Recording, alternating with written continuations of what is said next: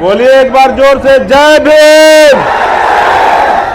Bhim army जिंदाबाद, Azad Samaj party जिंदाबाद,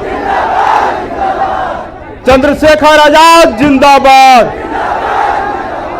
सबसे पहले मैं बिहार की इस पावन धरती पे, महात्मा बुद्ध की धरती, सम्राट अशोक की धरती, बिहार के लेनिन जगदेव प्रसाद जी की धरती और जन नायक कर्पूरी ठाकुर जी की धरती और महाबली वीर शिरोमणि बाबा चौहरमल की धरती बिहार में अपने नेता भाई चंद्रशेखर आजाद जी का मैं हार्दिक अभिनंदन और स्वागत करता हूं।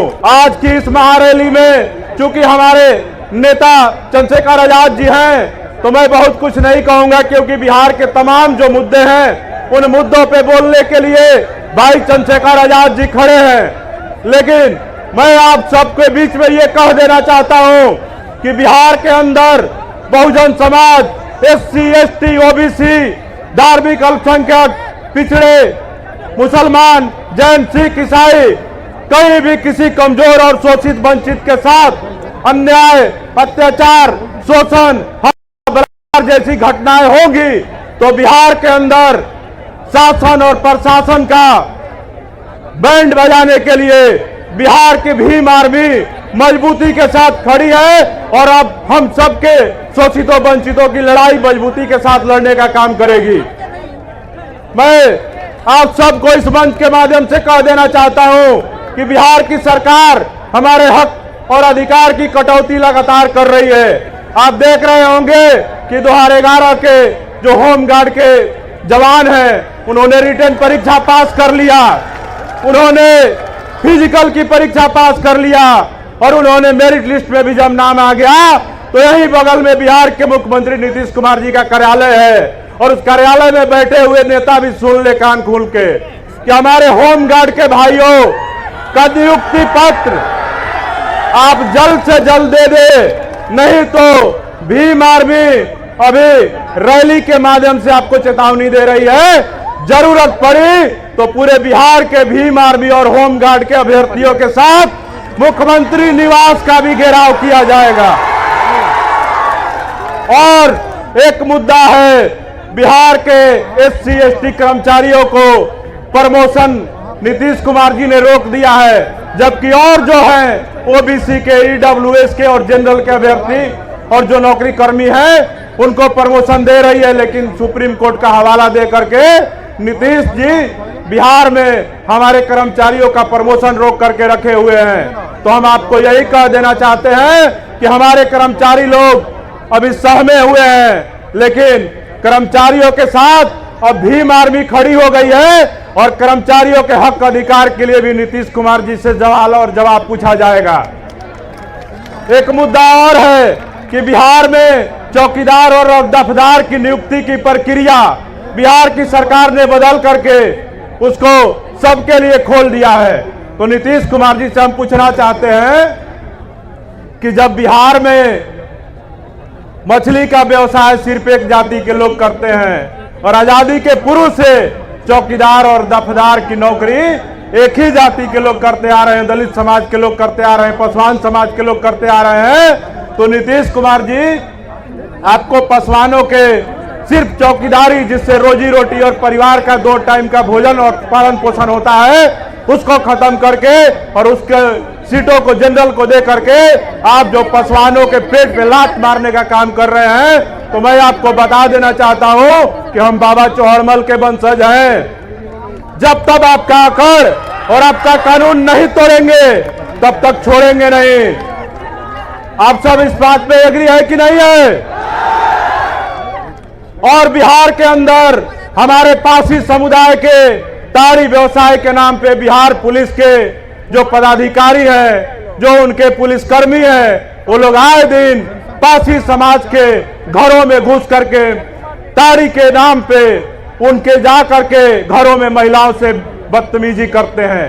हमारे भाइयों को गिरफ्तार करके हजारों हजार के संख्या में 38 जिला में जेल में बंद किया गया है। तो हम नीतीश कुमार जी से पूछना चाहते हैं कि आप ताड़ी बंद करवाना चाहते हैं तो ताड़ी बंद करवाने से, जैसे शराबबंदी के लिए आपने बिहार में सारा शराब का दुकान बंद करवा दिया। तो ताड़ी बंद करवाना है तो बिहार से सारा ताड़ के पेड़ को कटवा दीजिए, नहीं तो बिहार का पासी समाज ताड़ी उतारेगा। और अगर आपको इन पासियों से इतनी दिक्कत है, इनके ताड़ी पीने से और दिक्कत है, तो आप नीरा उत्पादन करवा रहे हैं। तो नीतीश कुमार जी, हम पूछना चाहते हैं कि जब पासी लोग ताड़ी बेचता था, उसी ताड़ी को आप नीरा बना करके दुकान खुलवा करके बेच रहे हैं, तो बताइए कि बिहार के कितने पासियों को नीरा दुकान का टेंडर आपने दिया? आप नीरा उत्पादन का जो टेंडर है सिर्फ और सिर्फ पासी जातियों को दे। जैसे बिहार के जलकर तालाब और तमाम जो जगह है वहां बिहार के जो सहनी समाज के, मलाह समाज के लोग हैं, उनको उसमें मछली पालन का और उसका व्यवसाय करने का अधिकार दिया गया। उसी प्रकार से ताड़ी और नीरा केंद्र जो खोल रहे हैं उसका अधिकार पासी समाज के लोगों को दें। और बिहार के अंदर आप सबको देख रहे होंगे लगातार कि आए दिन कहीं ना कहीं घटनाएं होती है। मुजफ्फरपुर के पारू में हमारी बहन रूपा का गिरफ्तार करके हत्या कर दिया गया, लेकिन वहां के पुलिस प्रशासन के लोगों ने उस मामले पे लिपापोती किया और उस घटना को ऑनर किलिंग का नाम दिया। तो हम नीतीश कुमार जी से यह भी कहना चाहते हैं कि बिहार में जितने एसपी और डीएम आप अपनी जाति देख देख करके बना रहे हैं, तो उन डीएम और एसपी को बोल दीजिए कि हमारे समाज के साथ निष्पक्षता के साथ न्याय करे, नहीं तो भीम आर्मी का झंडा और डंडा दोनों मजबूत है।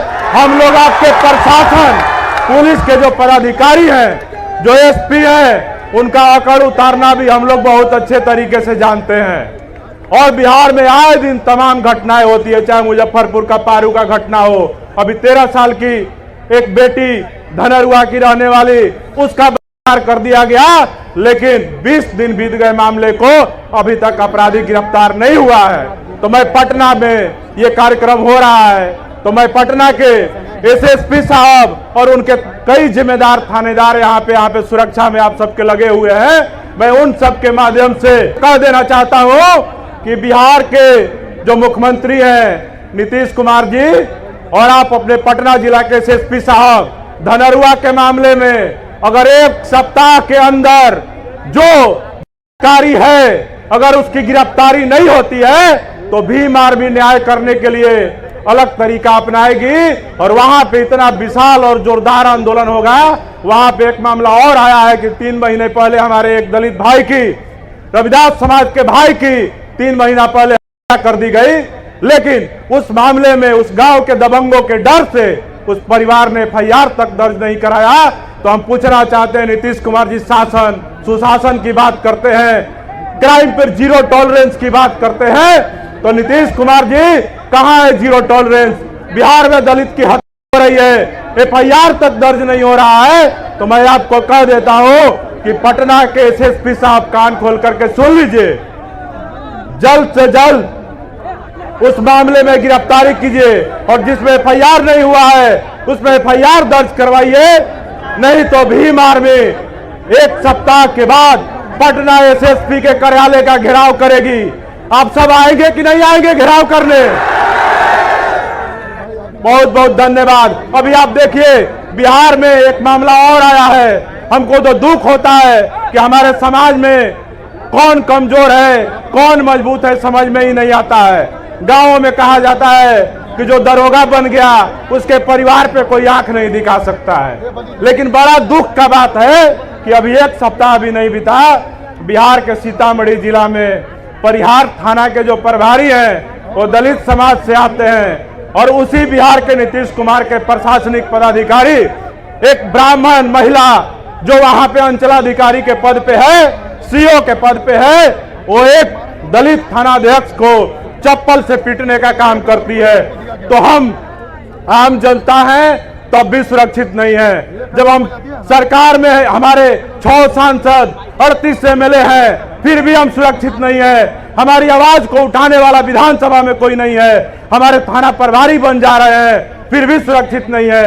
बिहार में कई दलित अधिकारियों को विजिलेंस से छापा मरवा करके उनको जेल भेजने का काम किया जा रहा है और तमाम तरह से हमारे लोग को अत्याचार किया जा रहा है। तो अब समय आ गया है कि आप सब हमारे बिहार के सामान्य बहुजन समाज के लोग, अनुसूचित जाति जनजाति समाज के लोग, सब लोग बिहार के जो 22 अनुसूचित जाति जनजाति समाज के लोग हैं, विभिन्न जातियों में न बट करके, अपनी जाति का पार्टी न देख करके, आप सब बताइए, बिहार में पासवान पे अत्याचार होता है तो कौन नजर आता है? भीम आर्मी आता है कि कोई और आता है? रविदास पे अत्याचार होता है तो कौन नजर आता है? पासी पे अत्याचार होता है तो कौन नजर आता है? धोबी पे अत्याचार होता है तो कौन नजर आता है?